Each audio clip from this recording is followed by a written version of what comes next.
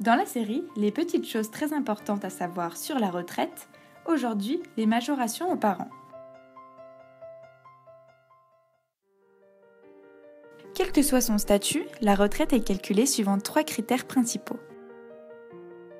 Les revenus d'activité, l'âge auquel on liquide sa pension et la durée d'assurance dans un régime obligatoire. La durée d'assurance au régime général est elle-même constituée de 3 catégories. Les trimestres pendant lesquels les cotisations ont été versées, les trimestres assimilés comme par exemple les périodes de chômage ou de maladie, et enfin les trimestres de majoration comme par exemple ceux octroyés aux parents.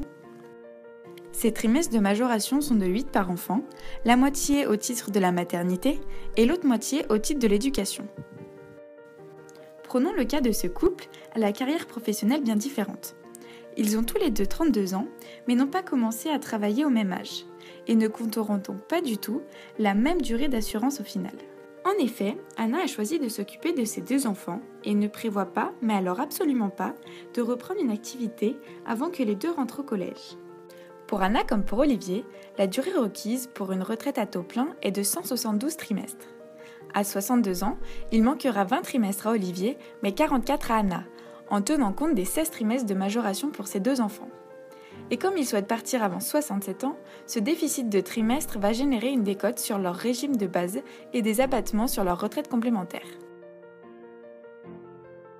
Mais ce qu'il faut savoir également, c'est que la décote est limitée à 20 trimestres, même s'il en manque beaucoup plus pour atteindre la durée requise. Ainsi, pour un départ à 62 ans, Olivier et Anna risquent d'avoir la décote maximum, soit 25%. Ce qui est peu connu, c'est qu'il est possible maintenant qu'Olivier récupère les 8 trimestres d'éducation car ses enfants sont nés après le 1er janvier 2010.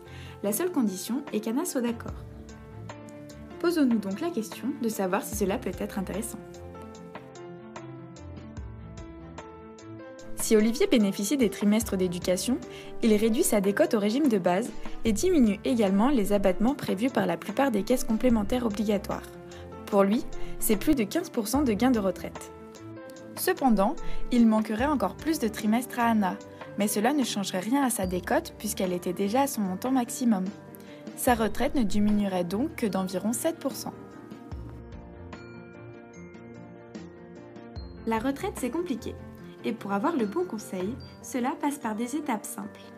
Recueillir les informations, vérifier que tout est correct et faire son audit avant d'envisager des solutions.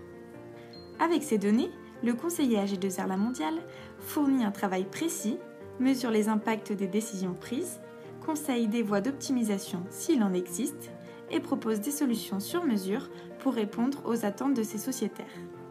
Contactez-nous pour faire bénéficier vos clients de ce service.